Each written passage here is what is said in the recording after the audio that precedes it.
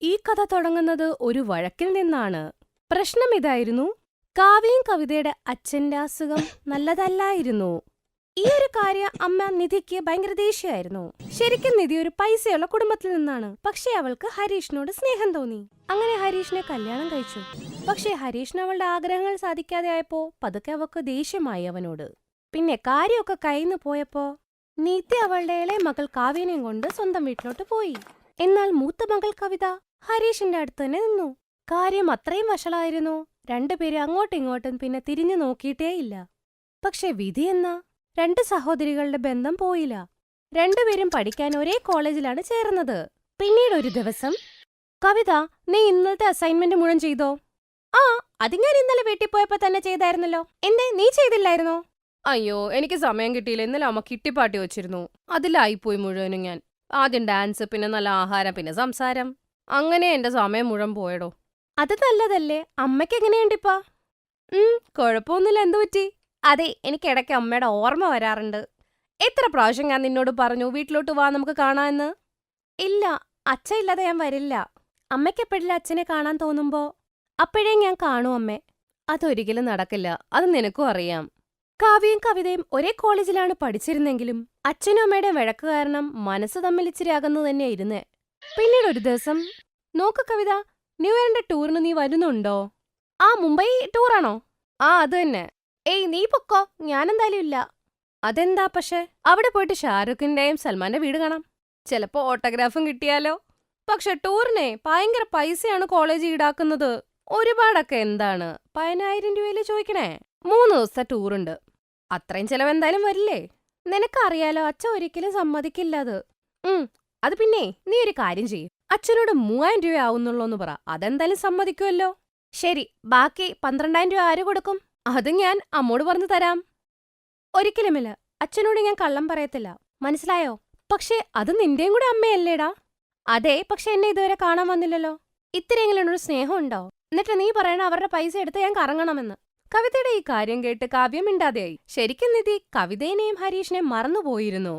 പതുക്കെ നിധിയുടെ അഹങ്കാരം കാവ്യയിലും കാണാൻ തുടങ്ങി. പിന്നീട് കവിതയോട് സംസാരം നിർത്തിയവൾ. ഇക്കാര്യം കവിതയും ശ്രദ്ധിക്കുന്നുണ്ടായിരുന്നു, പക്ഷെ അവളൊന്നും പറഞ്ഞില്ല. പിന്നീട് ഒരു ദിവസം, ആ കവിത, മാസ്റ്റേഴ്സ് നീ എവിടെന്നാ ചെയ്യാൻ പോണേ? അത് ആലോചിക്കാൻ എന്താണ്, ഇവിടുന്ന് തന്നെ. ആണോ? ഞാൻ വേറെയാ പ്ലാൻ ചെയ്യുന്നത്. അമ്മ ശരിയാ പറയണേ, ഈ കോളേജിന്റെ സ്റ്റാൻഡേർഡിന് പറ്റിയതല്ല. ഇവിടുത്തെ ടീച്ചേഴ്സും സ്റ്റുഡൻസും ഒക്കെ ഒരു മാതിരിയാ ശരിക്കും. പക്ഷെ ഇതുവരെ കുഴപ്പമൊന്നും ഉണ്ടായില്ല. പിന്നെന്താ ഇപ്പൊ? പെട്ടെന്നൊന്നുമല്ല, എന്റെ തലയിൽ ഒരുപാട് ദിവസമായിട്ടുണ്ട്. ഗ്രാജുവേഷൻ പാതി വഴി നിർത്താൻ പറ്റില്ലല്ലോ. പക്ഷേ മാസ്റ്റേഴ്സ് ഞാൻ കുറച്ച് വില കൂടിയ നല്ല കോളേജിൽ നിന്ന് ചെയ്യുള്ളൂ. കവിതയ്ക്ക് നന്നായി മനസ്സിലായിരുന്നു അവളെ താഴ്ത്താൻ വേണ്ടിയാണ് ഈ കാവ്യ ഇതൊക്കെ പറയണേന്ന്. കവിതയ്ക്കും തോന്നി കാവ്യ ഇനി അടുത്തൊന്നും ഉണ്ടാവില്ല. പക്ഷെ വിധി ഇതൊന്നും അല്ലായിരുന്നു. കാവ്യയും കവിതയും സംസാരിച്ചുകൊണ്ടിരുന്നപ്പോ അതുവഴി ഒരു ഹാൻസം പയ്യൻ അങ്ങോട്ടേക്ക് വരും. വലിയൊരു വണ്ടിയിൽ നിന്നാണ് ഇറങ്ങുന്നത്. ഹായ് കാവ്യ. ഹായ് രോഹിത്, എന്തൊക്കെയുണ്ട് വിശേഷങ്ങൾ? നീ എന്താ ഇവിടെ? ഞാൻ വിമൽ സാറിനെ കാണാൻ വന്നതാ. അദ്ദേഹം ചെറുപ്പം തൊട്ടെന്റെ ട്യൂഷൻ ടീച്ചറായിരുന്നു. ഞാനിവിടെ വരുമ്പോഴെല്ലാം അദ്ദേഹത്തെ വന്ദിക്കാൻ ഇങ്ങോട്ട് വരാറുണ്ട്. രോഹിത്തിന്റെ സംസാരം കേട്ട് കവിതയ്ക്ക് ഒരുപാട് ഇഷ്ടായി. പക്ഷെ കാവ്യയ്ക്ക് രോഹിത് പറഞ്ഞത് അങ്ങ് ഇഷ്ടപ്പെട്ടില്ല. എന്ത് പൊട്ടത്തരോ ഇത്? അവരുടെ കാല് പിടിക്കുന്ന എന്തിനാണ്? നീ അവർക്ക് ട്യൂഷൻ ഫീസ് ഒന്നും കൊടുത്തിട്ടില്ലേ? അയ്യോ, അതങ്ങനെയല്ല. അതൊക്കെ പോട്ടെ, നിങ്ങൾ ആരാണ്? ഓഹോ, ഇത് കവിതയാണ്. എന്റെ നല്ല ഫ്രണ്ട്. കാവ്യ പറഞ്ഞത് അവക്ക് വിഷമായി, പക്ഷെ അവൾ ഒന്നും മിണ്ടാതെ നിന്നു. കവിത, ഇത് രോഹിതാണ്, മിസ്റ്റർ ഒബ്രോയന്റെ ഒരേ ഒരു മകൻ. നമ്മുടെ ഫാക്ടറിയിലെ എല്ലാ റോ മെറ്റീരിയൽസ് ഇവരുടെ കമ്പനിയിൽ നിന്നാണ്. Oh, hello, nice to meet you. Same here. രോഹിത്തിന് കവിതയുടെ ഈ സ്വഭാവം ഇഷ്ടപ്പെട്ടു. കവിതയ്ക്കും രോഹിത്തിന്റെ ഈ ഒരു മര്യാദ ഇഷ്ടപ്പെട്ടു. വിധി എന്ന് പറയുന്നത് വീണ്ടും അവർക്ക് കണ്ടുമുട്ടേണ്ടി വന്നു. ഹായ് കവിത. ഹായ് രോഹിത് ജി. അല്ല, എന്നെ ജി എന്നൊക്കെ വിളിക്കുന്നത് എന്തിനാ? എനിക്ക് നിങ്ങളെക്കാളും പ്രായമൊന്നുമില്ല. പിന്നെ ഒരു കാര്യം, ഞാൻ നിങ്ങളെ അന്വേഷിച്ച് വന്നതാ. എന്തിനാ? അതായത് ആക്ച്വലി ന്യൂ ഇയർ ഒക്കെ വരികയല്ലേ, സോ നമുക്ക് ഒരുമിച്ച് അങ്ങ് ആഘോഷിച്ചാലോ? ഞാൻ കാവ്യയോടും പറഞ്ഞിരുന്നു. സോറി രോഹിത്, എനിക്ക് വേറെ കുറച്ച് പ്ലാൻസ് ഉണ്ട്, അതുകൊണ്ട് അവിടെ പോയി സെലിബ്രേറ്റ് ചെയ്യാന്ന് കരുതി.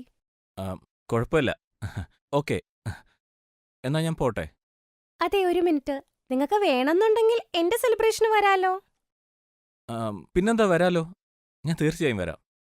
രോഹിത്തും കവിതയ്ക്കും അങ്ങോട്ടും ഇങ്ങോട്ടും ഒരുപാട് ഇഷ്ടാവാൻ തുടങ്ങി. രണ്ടുപേർക്കും അങ്ങോട്ടും ഇങ്ങോട്ടും സമയം ചെലവഴിക്കാൻ ആഗ്രഹമുണ്ടായിരുന്നു. പക്ഷെ ഇപ്പുറത്ത് നീതി രോഹിത്തിനെ കാവ്യയെ കൊണ്ട് കെട്ടിക്കണമെന്നായിരുന്നു. ന്യൂ ഇയറിന്റെ ദിവസം കാവ്യ രോഹിത്തിനെ കാത്തുനിന്നു. പക്ഷെ രോഹിത് കവിതയെ കാണാൻ പോയി. കവിത ഒരുപാട് സമ്മാനങ്ങൾ രോഹിത്തിന്റെ കാറിൽ വെച്ചു. പിന്നീട് കവിത അനാഥാശ്രമത്തിൽ പോയി. അവിടെ ചെന്ന് ഒരുപാട് സാധനങ്ങൾ അവൾ അവർക്ക് ദാനം ചെയ്തു. വൈകുന്നേരമായപ്പോ ഒരു വൃദ്ധാശ്രമത്തിലെത്തി. അവിടെ ഒരുപാട് അമ്മമാര് കവിതയെ കാത്തിരിക്കുകയായിരുന്നു. കവിത എല്ലാവർക്കും വേണ്ടി ഒരു ഷോള് കൊണ്ടുപോയിരുന്നു. രോഹിത് ഇതെല്ലാം ശ്രദ്ധിച്ചുകൊണ്ടിരിക്കുകയായിരുന്നു. വയസ്സായിട്ടുള്ളവരോടുള്ള ബഹുമാനം, കവിതയുടെ ഈ സ്വഭാവം രോഹിത്തിനെ കണ്ട് കണ്ണു നിറഞ്ഞു. അവിടെ കാവ്യയുടെ വീട്ടിൽ രോഹിത് എവിടെ പോയതാ? പെട്ടെന്ന് വാടോ, നിനക്കറിയില്ല ഇന്നത്തെ എന്ത് സർപ്രൈസ് ആണെന്ന്.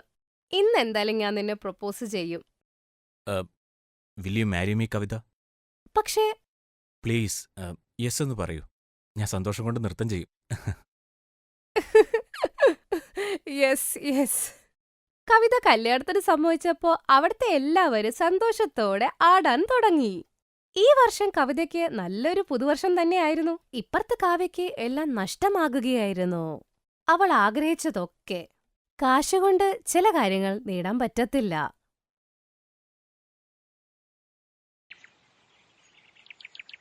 സൂരജ്പൂർ എന്ന ഗ്രാമത്തിൽ കോമൾ എന്നൊരു പെൺകുട്ടി ജീവിച്ചിരുന്നു. കോമളിന് ഒരുപാട് നല്ല മനസ്സായിരുന്നു. അവൾ എല്ലാവരെയും സഹായിക്കും, എല്ലാവരോടും നല്ല സ്നേഹത്തോടെ സംസാരിക്കും. കോമളിന്റെ അമ്മ ചെറുപ്പത്തിൽ തന്നെ മരിച്ചിരുന്നു. പിന്നെ അവളുടെ അച്ഛൻ രണ്ടാമതായി ഒരാളെ കല്യാണം കഴിച്ചു.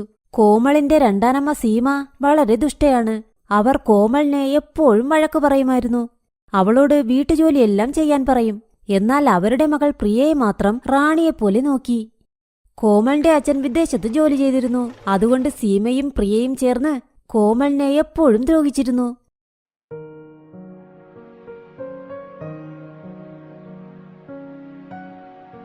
എടി നശിച്ചവളെ, ഇവിടിരുന്ന് പഠിച്ചാൽ ചത്തുപോയ നിന്റെ അമ്മ വന്ന് പാത്രം കഴുകുവോ? എന്നാൽ അമ്മേ, ഞാൻ ഇപ്പോഴല്ലേ തുണി കഴിയത്. നാളെ പരീക്ഷയുണ്ട്, ഞാൻ കുറച്ച് പഠിക്കട്ടെ. നീ പഠിച്ചെന്താ കലക്ടറാകാൻ പോന്നോ? മര്യാദയ്ക്ക് പോയി ജോലി നോക്ക്. നിനക്ക് അടി കിട്ടി ഒരുപാട് ദിവസമായി, അതുകൊണ്ടെല്ലാം മറന്നുപോകുന്നു. ഇല്ലമ്മേ, ഞാൻ പൊയ്ക്കോളാം. അപ്പോൾ കോമൾ പോയി എല്ലാ പാത്രവും കഴുകി വെച്ചു.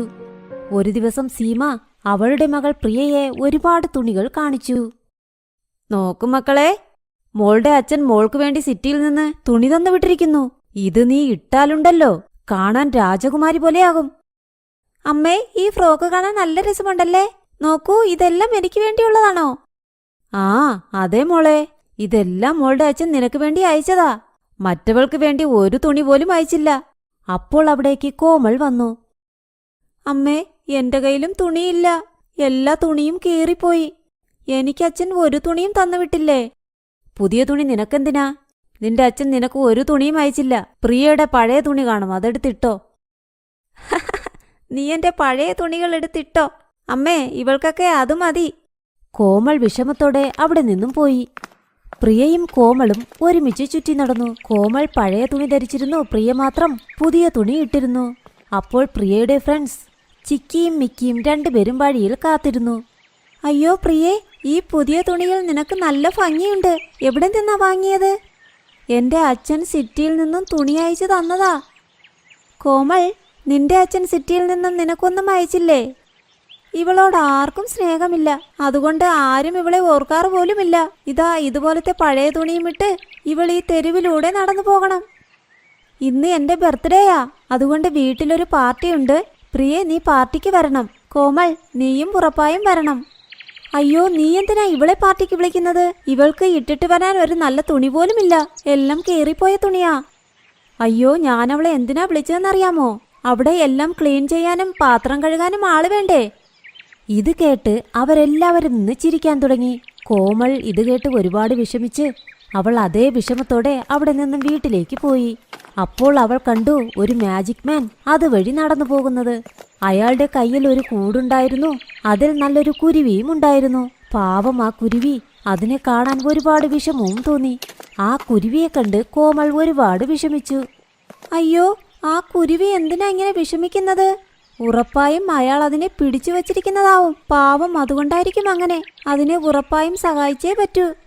അങ്ങനെ ചിന്തിച്ച് കോമൾ ആ മാജിക് മാന്റെ പിന്നാലെ പോയി.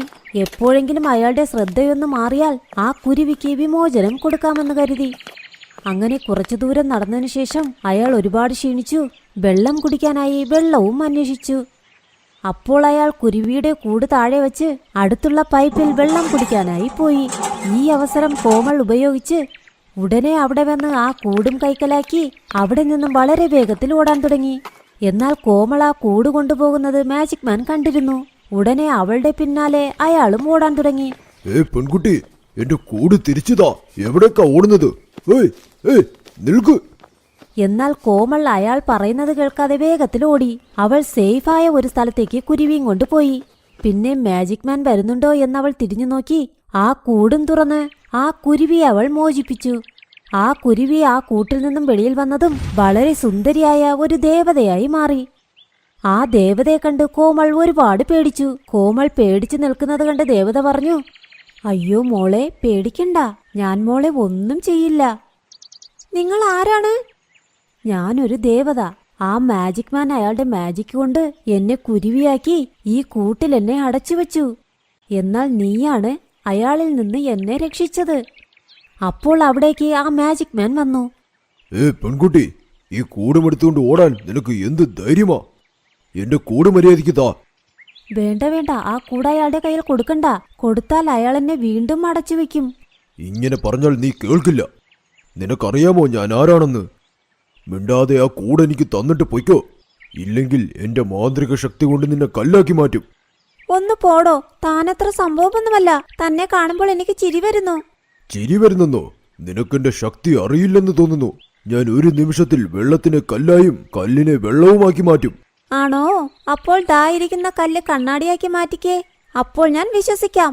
ആ മാജിക് മാൻ കയ്യിലുള്ള മാന്ത്രിക വടിയെടുത്ത് അത് കറക്കി കറക്കി ആ കല്ലിനെ ഒരു കണ്ണാടിയാക്കി മാറ്റി. നീ കണ്ടില്ലേ?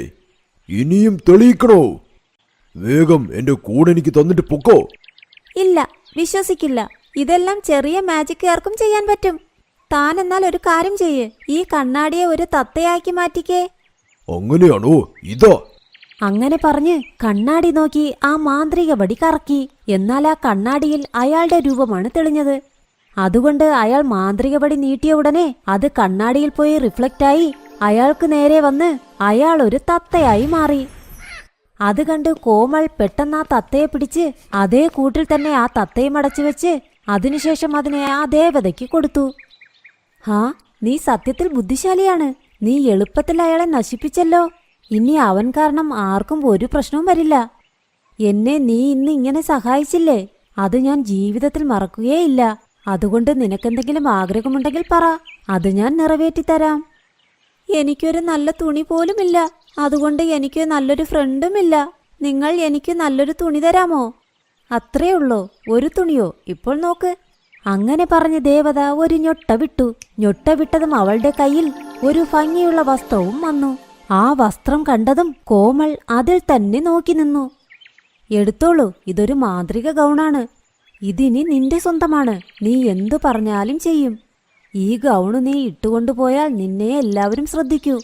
എല്ലാവരും നിന്നോട് ഫ്രണ്ടാവാൻ ആഗ്രഹിക്കും. ഈ ഗൗൺ ഒരിക്കലും അഴുക്കാകുകയില്ല. എപ്പോഴും സൂപ്പറായിരിക്കും. നീ ഏത് നിറത്തിൽ ഈ ഡ്രസ്സ് വേണമെന്ന് ആഗ്രഹിക്കുന്നോ ആ നിറത്തിലേക്കാകും. എന്നാൽ അതിന് നീ ഈ മന്ത്രം ചൊല്ലണം. ശ്രദ്ധിച്ചു കേട്ടോ. ഞാൻ ചിന്തിക്കുന്ന നിറത്തിലേക്ക് നീ മാറ്. ഇത് എപ്പോഴും നിന്നെ ഒരുപാട് സഹായിക്കും. നീ എന്തു പറഞ്ഞാലും ഈ ഗൗൺ നീ പറയുന്നത് അനുസരിക്കും. എന്നാൽ ഒരു കാര്യം ഓർമ്മയിരിക്കട്ടെ, ഈ ഗൗണിന്റെ ഭംഗി എപ്പോൾ വരെ ഉണ്ടായിരിക്കുമെന്നറിയാമോ? നിന്റെ മനസ്സ് ശുദ്ധമായിരിക്കുന്നതുവരെ. നിന്റെ മനസ്സിൽ ദുഷ്ടചിന്തയും അത്യാഗ്രഹവും വന്നാൽ ഈ ഗൗണിന് അതിന്റെ ശക്തി നഷ്ടമാകും. ശരി, ഈ ഗൗൺ നീ തന്നെ വച്ചോ. ഇപ്പോൾ എനിക്ക് പോകേണ്ട സമയമായി. അങ്ങനെ കോമളിനെ ആ ഗൗണും കൊടുത്തിട്ട് ദേവത അവിടെ നിന്നും പോയി.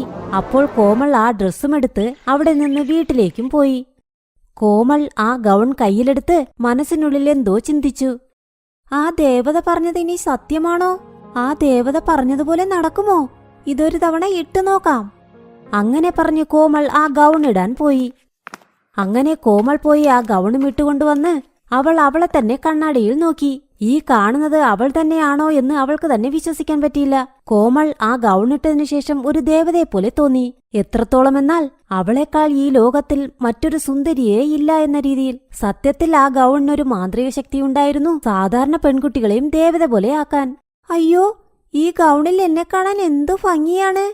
ആ അതുപോട്ടെ, ആ ദേവത പറഞ്ഞില്ലേ ഇത് ഏത് നിറത്തിലേക്കും ഞാൻ പറഞ്ഞാൽ മാറുമെന്ന്. എന്നാൽ അതുകൂടി ഒന്ന് നോക്കാം.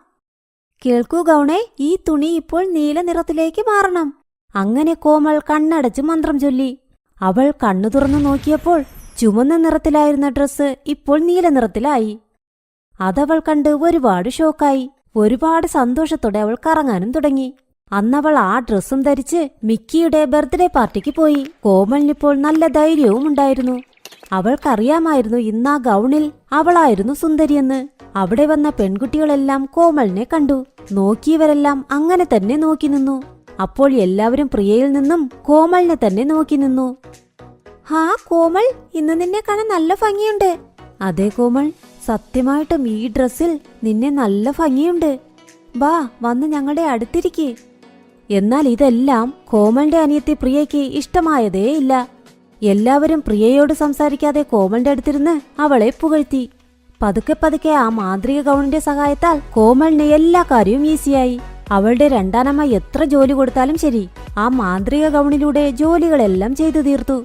അവൾ ഒരുപാട് സന്തോഷിച്ചു. എല്ലാ ദിവസവും അവൾ ഫ്രണ്ട്സിനോടൊപ്പം സന്തോഷത്തോടെ സംസാരിക്കാൻ തുടങ്ങി. അവൾ ചിന്തിക്കുമ്പോൾ തന്നെ അവൾക്ക് ഡ്രസ്സ് മാറ്റാമായിരുന്നു. ഇപ്പോൾ കോമൾ അവളുടെ ജീവിതം സന്തോഷത്തോടെയും സമാധാനത്തോടെയും ജീവിച്ചു. അങ്ങനെ ആ മാന്ത്രിക ഗൗൺ കോമളിന്റെ ജീവിതം തന്നെ മാറ്റി. ഈ കഥയിലൂടെ നമ്മൾ പഠിച്ചത് എന്താണെന്നാൽ, നിങ്ങൾ നല്ലവരാണെങ്കിൽ, നിങ്ങളുടെ മനസ്സ് ശുദ്ധമാണെങ്കിൽ ദൈവം ഉറപ്പായും നിങ്ങളെ സഹായിക്കും. Thanks for watching.